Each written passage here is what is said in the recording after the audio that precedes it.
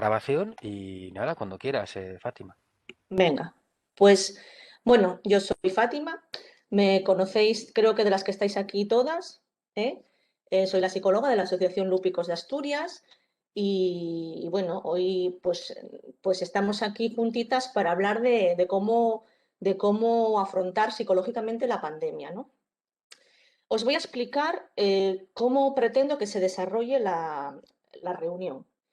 Quiero haceros primero una presentación, no va a ser demasiado larga, pero entiendo que es importante para contextualizar y para saber qué nos ha hecho llegar hasta aquí y demás. Esa charla tiene tres pilares, que son el cómo empezó todo, que es una cronología muy breve de lo que nos ha traído hasta aquí, el impacto psicológico que esa situación nos ha producido. Me baso en el primer estudio que se ha hecho en España sobre las consecuencias psicológicas de la pandemia y el confinamiento domiciliario, ¿vale? Y la tercera parte, claro, que no podía ser otra cosa que qué puedo hacer, ¿de acuerdo? Esa es la primera parte del encuentro. A lo que a mí me apetece realmente más es, después de esa explicación que yo voy a daros, que nosotras compartamos, podamos compartir, perdón, las experiencias que hemos tenido, si en algún momento psicológicamente nos hemos sentido afectados, si hemos conseguido, si hemos conseguido solucionar o sentirnos mejor con alguna estrategia, ¿de acuerdo? Si os habéis sentido identificados con algo de lo que vamos a comentar aquí. Y sobre todo, entenderé que este ratito ha merecido la pena si os quedáis, aunque sea con una cosa, ¿vale? Y si os quedáis con la música de lo que voy a contar, no con la letra, evidentemente con la letra no, pero con la música, que os quede ahí un pozo y que la próxima vez que os encontréis ante alguna situación relacionada con lo que vamos a hablar, pues tengamos más herramientas para afrontarla. Bueno, dicho lo cual, voy a comenzar. Voy a comenzar por el primer punto, que es cómo empezó todo. Bueno, todos sabemos que todo comienza en Wuhan, en la ciudad china de Wuhan. Comienza a finales del 2019 y en ese momento aparecen 40 casos de una neumonía relacionada con un virus desconocido hasta ese momento. Esos 40 casos tienen la particularidad de que todos están relacionados o todos son casos bien de vendedores o de distribuidores del mercado de mariscos de esa ciudad china. Bien, aparecen esos primeros casos a finales del 19. Ya en el 2020, ya 11 de enero, se produce el primer fallecido en Wuhan. Es un varón de 61 años que estaba relacionado con ese mercado que os comentaba. A partir de esa fecha, el virus comienza una expansión muy rápida por China y por otros países. Y el 30 de enero esto obliga a la Organización Mundial de la Salud, a la OMS, a declarar la nueva enfermedad como una emergencia de salud pública de importancia internacional. El 11 de febrero le ponen nombre a este nuevo virus, comienzan a llamarlo SARS-CoV-2 o COVID-19, como lo conocemos, y ante la expansión tan rapidísima, hasta entonces desconocida, con esa virulencia y con esa rapidez, el 11 de marzo la Organización Mundial de la Salud declara la nueva enfermedad por COVID-19, por coronavirus del COVID-19, como pandemia global. 11 de marzo del 2020. Bien, eso desde China, ¿vale? Vamos ahora a centrar el foco, acercarnos un poquito y cómo se desarrolla cronológicamente la situación en Europa. Bueno, en Europa el primer caso se diagnostica en Francia el 24 de enero. Primer caso en Europa, Francia. Solo un día después aparece el primer caso en Alemania. En 5 días también se declara un caso de coronavirus en Italia. Como todos sabemos, Italia luego se convertiría en el principal foco de la infección en Europa. Y solamente un día después, el virus se extiende por una gran cantidad de países de Europa y entre ellos España. ¿Vale? El primer caso diagnosticado en España por un nuevo coronavirus es el 31 de enero del 2020. Solamente un mes y unos pocos días después fallece la primera persona.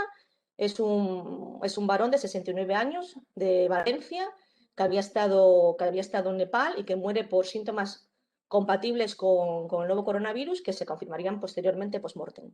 Vale. todo este cúmulo de casos, de víctimas y demás, llevan al Estado español, como todos sabemos, a declarar el estado de alarma el 14 de marzo de 2020 y el confinamiento domiciliario de la población. En este momento en el que se declara el estado de alarma, España tenía aproximadamente 6.000 casos diagnosticados y habían fallecido unas 200 personas. ¿Vale? Bien.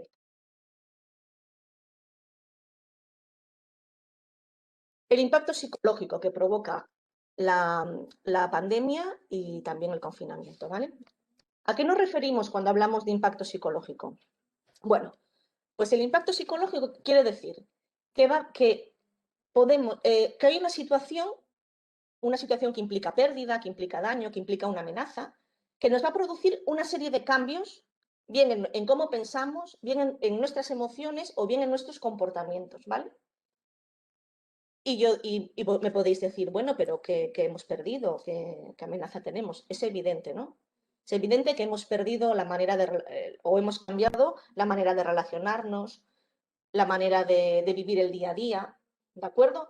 Eso es un caldo de cultivo para un posible impacto psicológico de la situación. De una situación que se considera una situación de crisis. La pandemia es una situación de crisis. Bueno, estamos acostumbrados a vivir con crisis. Las crisis forman parte de la vida de cada persona individual y de la especie humana y muchas veces incluso son positivas y nos permiten pues encontrar nuevos retos y avanzar. ¿Qué pasa? Por ejemplo, la crisis de la adolescencia, que todos la conocemos, pues es una crisis del desarrollo personal. Es esperable. A nadie nos va a sorprender que un chaval o una chavala con una determinada edad pues tenga determinados comportamientos, ¿vale? Es esperable dentro del desarrollo. ¿Qué diferencia a la crisis por coronavirus? Que ha sido algo totalmente inesperado.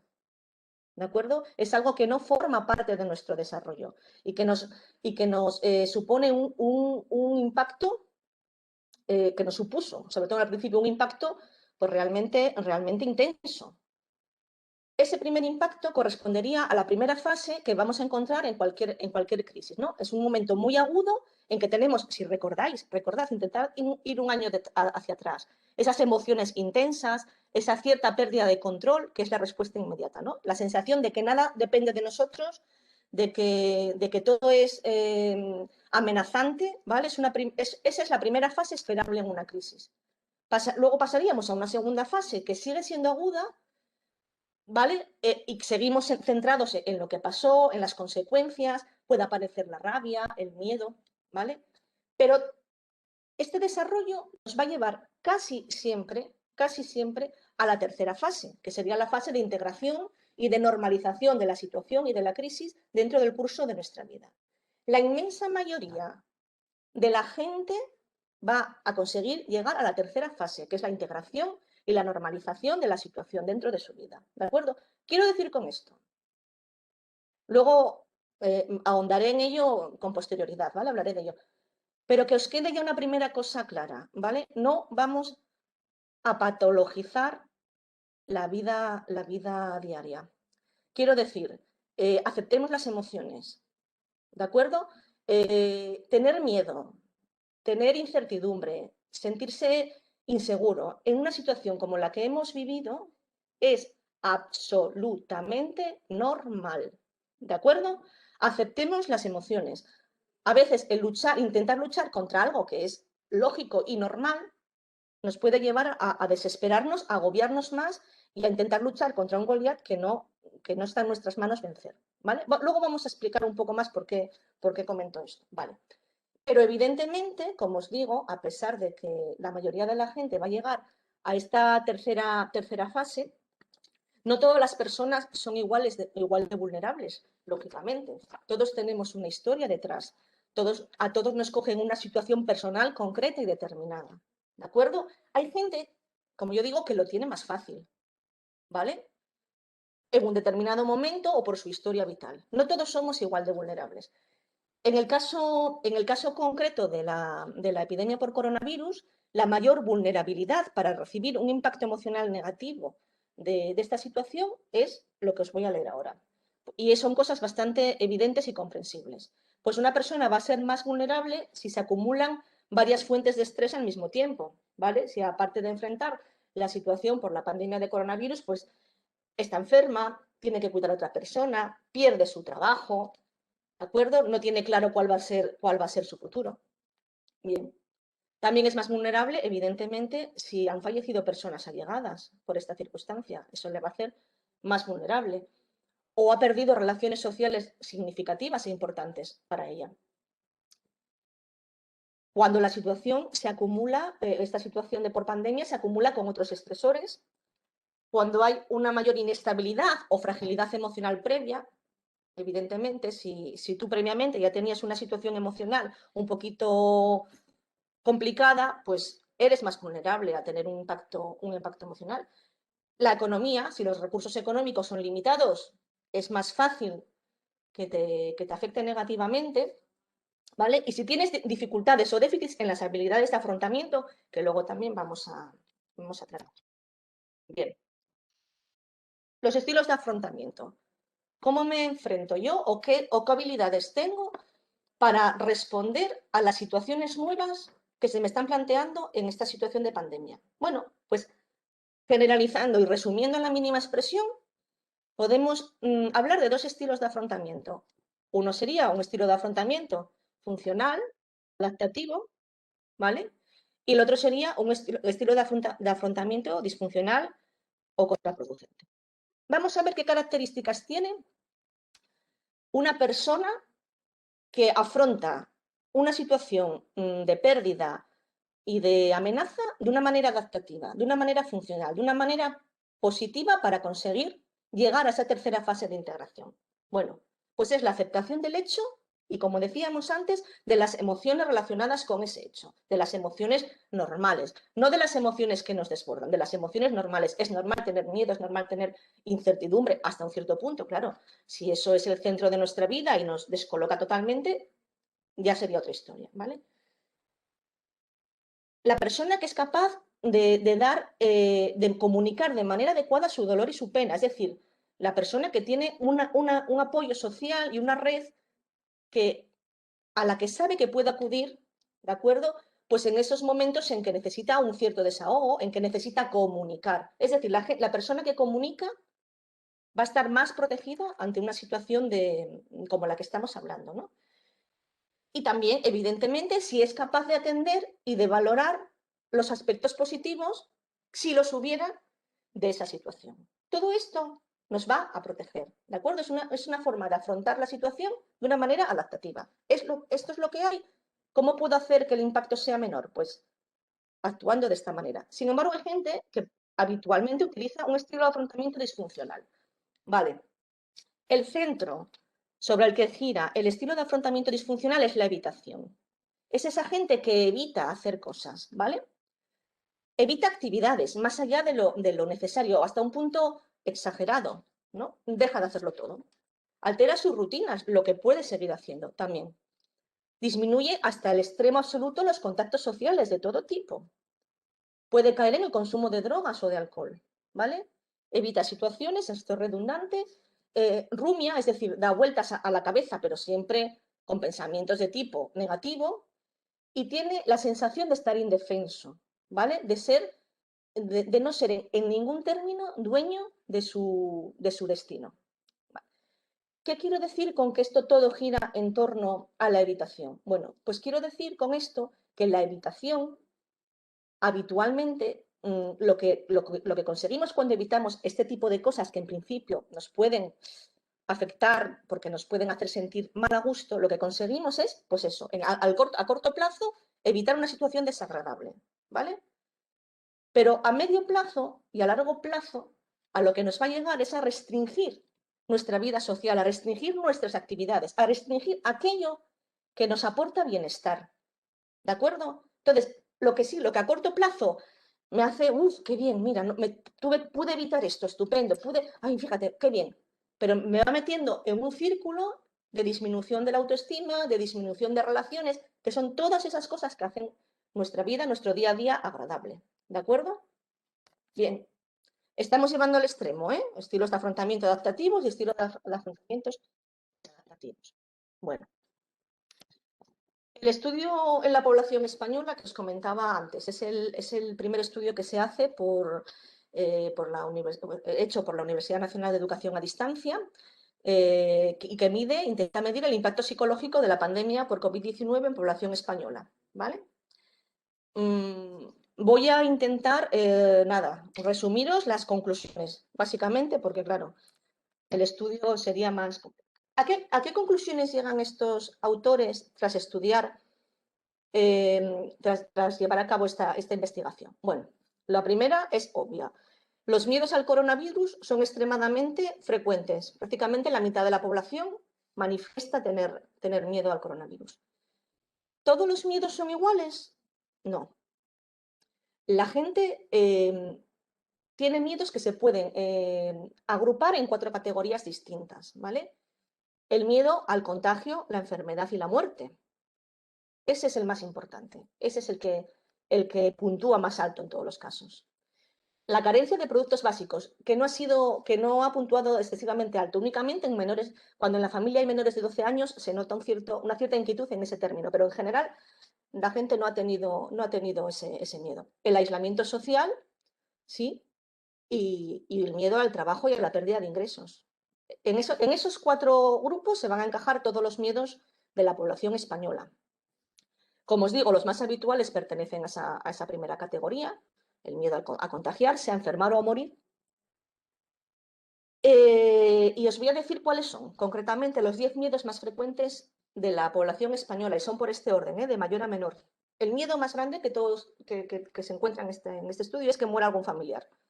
No es morirse uno, no, es que muera algún familiar, ¿vale? El 2, que se contagie algún familiar. El 3, que se siga propagando el coronavirus. El 4, ya entraríamos en el grupo del aislamiento social, no poder ver a familiares o amigos íntimos. Poder contagiar a algún familiar, es un miedo bastante frecuente.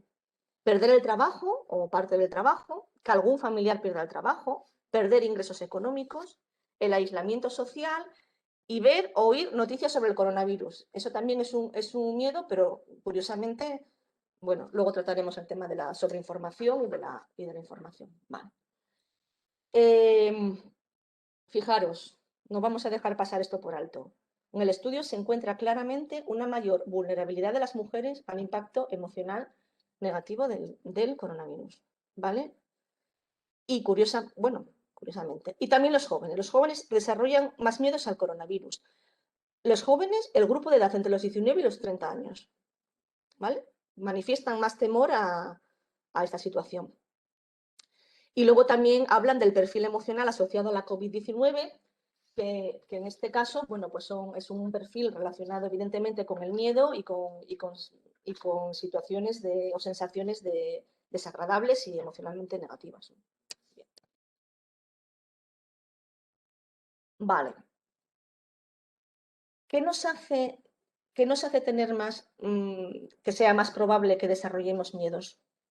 Los factores de riesgo y el factor de vulnerabilidad, que en este caso es ser mujer. Ser mujer ya nos mete en un grupo que nos hace más vulnerables, ¿vale? Pero luego, los factores de riesgo para desarrollar miedo son los siguientes. Los 3 que tienen estrella son los que más correlacionan con el miedo. Y de todos ellos, la variable que más explica es la intolerancia a la incertidumbre. La persona intolerante a la incertidumbre es una candidata ideal para el desarrollo de miedos. Es evidente. No se nos puede ocurrir ahora mismo una situación más incierta que la que estamos viendo y la que hemos padecido durante este último año. La persona que está acostumbrada a tener todo en su vida organizado, todo cuadriculado, y pues se encuentra con que su castillo se rompe. Y esa es la mayor variable predictora, la intolerancia a la incertidumbre. También lo es el afecto negativo, es decir, la persona que tiene una sensación subjetiva de tristeza, de malestar, bueno, también influye en el desarrollo de miedos. Y la exposición excesiva a los medios de comunicación, fijaros, es uno de los mayores factores de riesgo para desarrollar los miedos. Y sin embargo, hemos pasado horas y horas y horas y horas y horas y horas y horas y horas y días y días y días y días con esta historia, informándonos por todos los medios posibles de todo lo que pasaba absolutamente, ¿vale? Entonces, bueno, la exposición a los medios de comunicación, tenemos que estar informados, pero la sobreinformación es muy peligrosa. Tenemos que informarnos en fuentes fiables, descartar absolutamente lo que llaman las fake news, las noticias falsas, solo fuentes fiables, por favor, y con una o dos veces que nos informemos al día, vamos, es más que suficiente, y evitar hacerlo antes de acostarse, claro, ¿vale? También es un factor de riesgo, lo decíamos antes, vivir con menores de 12 años, pero en este caso únicamente correlacionaría con lo que os dije antes, con el miedo bueno, a no conseguir productos básicos y demás. Y también es un factor de riesgo vivir con personas dependientes y con enfermos crónicos, en menor medida, pero también. Eso es lo que nos hace más vulnerables, los factores de riesgo también. Pero también hay factores que nos protegen, ¿vale? Uno es la edad, eso ya lo dijimos antes. A mayor edad, menor probabilidad de desarrollar esos miedos. Decíamos que las personas que es el grupo de más riesgo son los chicos entre 19 y 30 años, ¿vale? En este estudio, ¿eh? El nivel de ingresos también nos protege. Cuanto mayor sea nuestro poder adquisitivo, nuestro nivel de ingresos, menor probabilidad de desarrollar esos miedos. El trabajar fuera de casa es un factor de protección. El disponer de jardín privado en la casa también se ha encontrado que es un factor de protección. Y el afecto positivo, es decir, esa sensación subjetiva bueno, de encontrarse bien emocionalmente. Todo eso nos va a proteger. Y en este estudio también plantearon la hipótesis de que cualquier situación podría también suponer, bueno, pues una experiencia positiva, ¿no? Y intentaron estudiar esto, intentaron no estudiaron esto. Aquí os voy a dar una buena noticia, ¿eh? Una muy buena noticia. Las mujeres también somos más capaces, según el estudio, de encontrar la parte positiva de las experiencias que en algún momento pueden, en principio, ser aversivas. Así lo han encontrado. O sea, que no, excepto en el último caso, que es que el hecho religioso o espiritual, que luego ahí no hay diferencias, ¿vale? Hay gente que se ha hecho más religiosa, más espiritual, ahí no se encuentran diferencias entre sexos, pero en el resto sí, o sea que genial, ¿vale?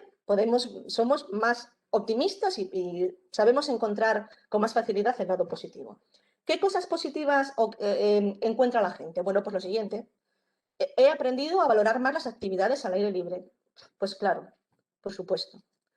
Me he interesado más por la gente. He aprendido a valorar más las relaciones personales. Me intereso por el futuro más que antes. Me ha gustado pasar más tiempo con mi familia. He aprendido a apreciar más lo que tenemos. He aprendido a organizar mejor mi tiempo libre. Me ha gustado tener más tiempo libre para mí. Ahora valoro y aprecio cosas que antes no valoraba. He descubierto aficiones o actividades nuevas. Y lo que os comentaba antes, me he hecho más religioso o espiritual. Bueno, pues fijaros, hemos conseguido pues, hacer de la necesidad virtud y encontrar pues, esos puntos positivos a una experiencia que en principio no lo es. Bien. Bueno, pues vamos ya a la última pata, al que puedo hacer, ¿vale?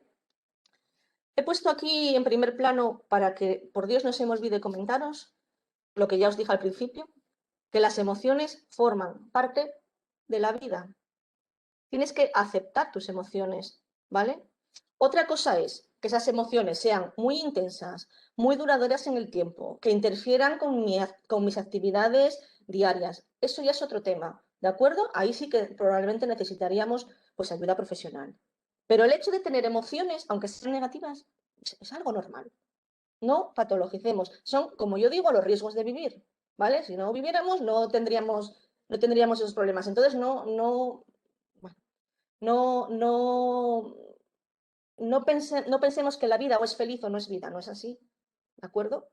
Pues hay momentos y hay situaciones, pero las emociones ahí están y podemos vivir con ellas, aceptarlas bueno, y tirar hacia adelante con ello con normalidad. Y muy importante, a ver, ¿cómo os lo explico? La decisión. Tú decides lo que haces, ¿de acuerdo? Me voy a intentar explicar. Luego vamos a hablar un poquito más cuando hablemos de pensamientos, emociones y comportamientos. Me voy a intentar explicar.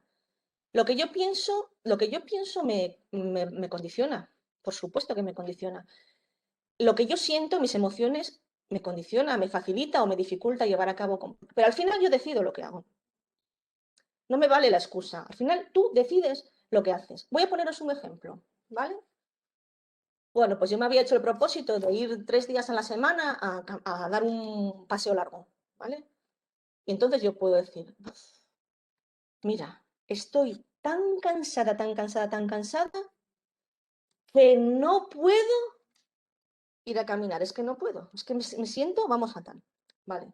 Decides no hacerlo, ¿de acuerdo? Evidentemente, tu situación no te lo está facilitando, pero tú decides no hacerlo. O puedes decir, vaya cansada que estoy hoy, pero aunque esté cansada, voy a salir a dar el paseo. Tú decides lo que haces, ¿vale? No valen excusas. Evidentemente, pues no todo, como decíamos antes, pues las cosas no son igual de fáciles para todo el mundo y hay días y días, pero la decisión es tuya. Tú no te sientes abocado necesariamente a no salir de casa, en este ejemplo. No, lo decides. Es tu decisión, ¿de acuerdo? Bueno, a ver. Ay. Bueno, esto ya lo hablamos antes, ¿no? En general, las emociones que llamamos negativas son consecuencias normales frente a una situación excepcional como la que vivimos. Pero si los síntomas son eso, muy intensos, muy constantes, persisten en el tiempo, interfieren mucho en el día a día o son incapacitantes, se debe de buscar ayuda profesional. Y vamos ya a introducirnos por último en esto que os comentaba, ¿no? ¿Cómo nos sentimos o cómo actuamos o cómo pensamos? Es lo que nos puede estar hacer sintiendo relativamente mal en un determinado momento. Vamos a analizar y a poner y a intentar dar alguna pista sobre qué podemos hacer. Bueno, vamos a empezar por los pensamientos. Bueno, los pensamientos son esas ideas que nos vienen a la cabeza o lo que nos decimos frente a la pandemia. Es ese diálogo interno que tenemos con nosotros mismos, ¿no? Probablemente durante este rollo que os estoy echando, en algún momento habréis pensado, ay, fíjate, pues eso me pasaba a mí. Ay, mira, pues eso a mi marido. Ay, mi madre, fíjate. ¿Vale? Hemos estado pensando todo el tiempo, todo el tiempo. ¿Qué sucede? Que muchas veces esos pensamientos son automáticos y no somos capaces o no somos conscientes de que lo estamos haciendo. ¿De acuerdo? Bueno, entonces, lo primero que tenemos que hacer, espérate un segundito, vamos a pasar para acá. Vale. Bien, voy a poneros un ejemplo de cómo influye el pensamiento en cómo nos sentimos. Imaginaros que vosotros sois, como seguro que lo sois, gente que cumple. Es que miro para acá porque os veo ahí en pequeñito y me estoy dando cuenta que no miro para la pantalla, pero bueno, nada, para la cámara. A lo que iba, imaginaros que sois personas, como seguramente lo sois, que cumplís fielmente y de manera estricta pues, las recomendaciones de protección, ¿no? Por el coronavirus. Y que vais por la calle y veis a una persona que lleva la mascarilla por debajo de la nariz. ¿Mm? Ese es el hecho. Ese es el hecho. Si tú piensas, claro, es que así, ¿cómo vamos a mejorar? Es que desde luego la gente, qué asco, de verdad, esto es tremendo. Pues probablemente la emoción que sientas sea el enfado, ¿verdad? Incluso hasta mirarás al paisano que pasó, pues de mala manera y un poco retorcida, ¿vale? Pero si ante el mismo hecho tú dices, la verdad es que las gomas de las mascarillas enseguida se dan de sí, va, pobre, pues a lo mejor no tiene tampoco pues recursos o posibilidades para. Es el mismo hecho, es el mismo señor, el mismo que pasó con la mascarilla debajo de la nariz, ¿vale? Y sin embargo, lo que nosotros nos estamos diciendo nos hace sentirnos de distinta manera. ¿De acuerdo? Cómo interpretamos lo que pasa es lo que nos hace sentir de una determinada manera. ¿De acuerdo? Identifica lo que te pasa por la cabeza, sé consciente de lo que te está llevando a sentir de una determinada manera y pon en duda tus pensamientos. ¿Esto es así? Estoy segura de que esta persona es un irresponsable y tiene sentido que yo me enfade de esta manera y que entre en esta espiral. Bueno, pues pongamos en duda, ¿vale? Y luego es interesante a veces, pues, utilizar una frase personal. Todos podemos tener una frase que en un determinado momento, pues, nos motive.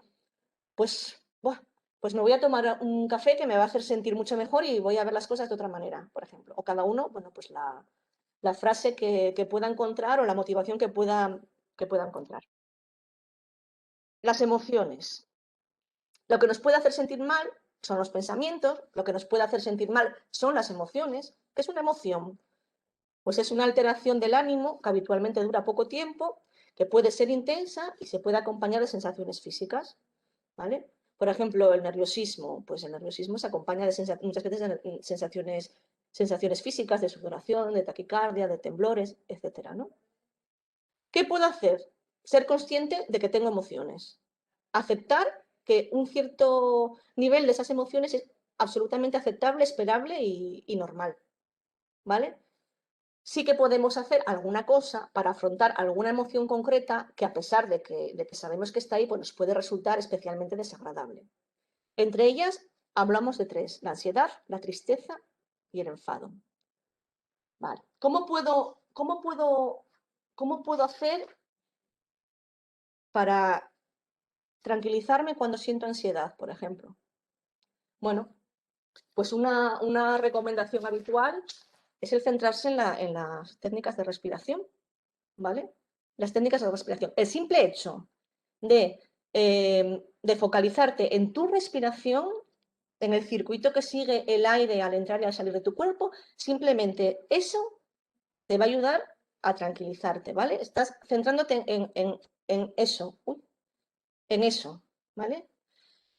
Bueno, aquí se podría hablar de muchas técnicas de respiración y de relajación, pero bueno, para hablar únicamente de lo más básico, pues lo que sabemos muchos: inspirar profundamente, lo más profundamente que podamos, intentando llevar el aire a la zona baja de los pulmones, mantener la respiración y expulsar por la boca, inspirar por la nariz y expulsar por la boca, ¿vale? Acostumbrarnos a ese tipo de situaciones, ¿vale?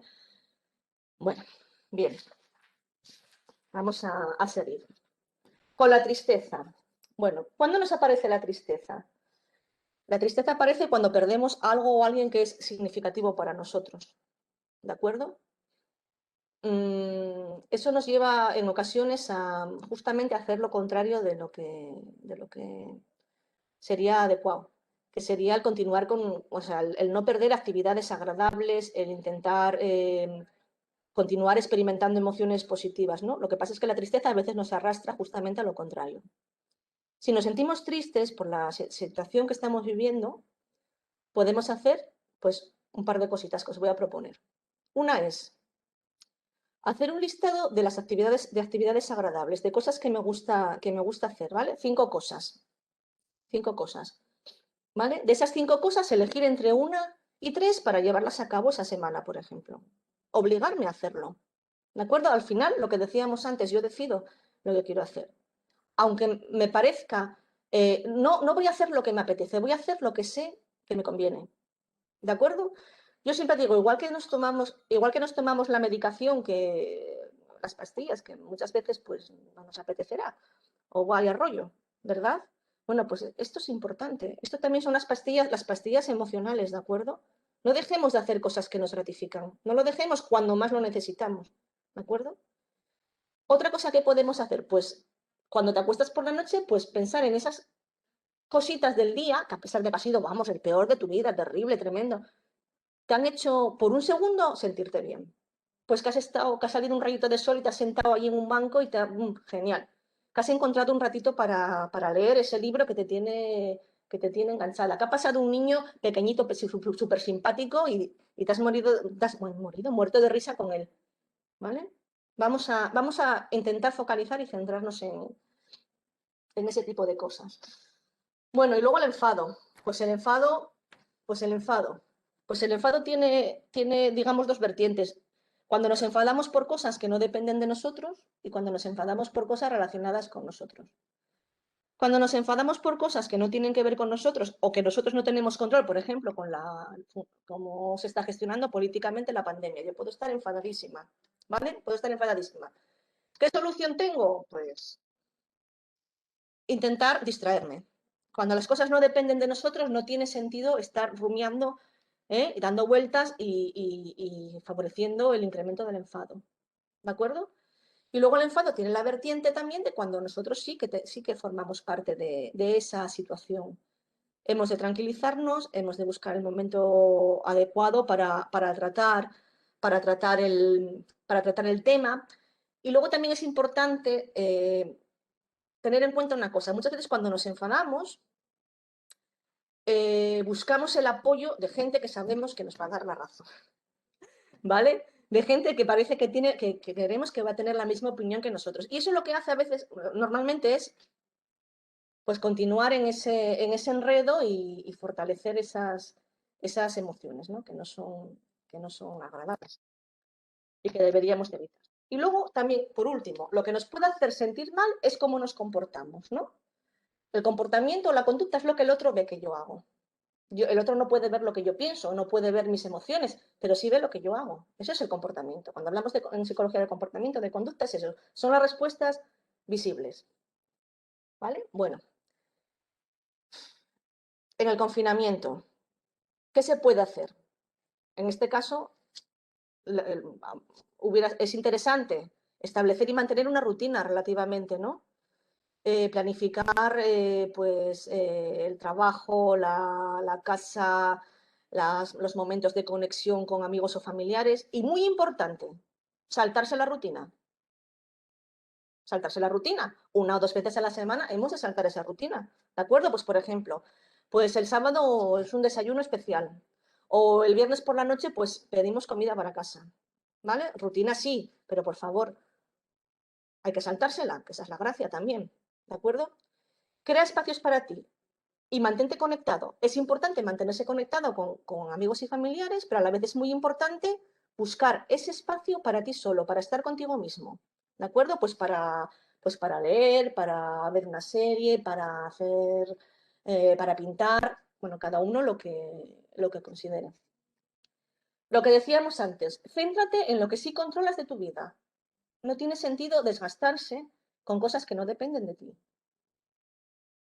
Usemos nuestras energías para lo que realmente importa. Ten cuidado con la desinformación y con la sobreinformación. Como vimos antes, el exceso de información es una de las mayores variables predictivas del malestar emocional. ¿Vale? Informémonos, pero de una manera moderada. Y por último, el tema del teletrabajo. Si teletrabajas, mmm, ten, ten claros cuáles son los horarios de ocio, de casa, de trabajo. Físicamente, si se ha de compartir espacio con otras personas en el hogar, que haya una diferencia de espacio, simplemente a veces una simple planta que rompa visualmente es suficiente. Establecer horarios, establecer necesidades y, bueno, ser también riguroso con ese tema. Yo aquí acabo de hacer esta somera exposición bueno, de presentación un poco de lo que podemos ahora tratar ya de una manera más, bueno, más en coloquio y nada, que espero que os haya servido de algo, que os hayáis sentido identificados con algo, aunque sea un poco la música, pues que os haya servido para entenderos mejor a vosotros mismos.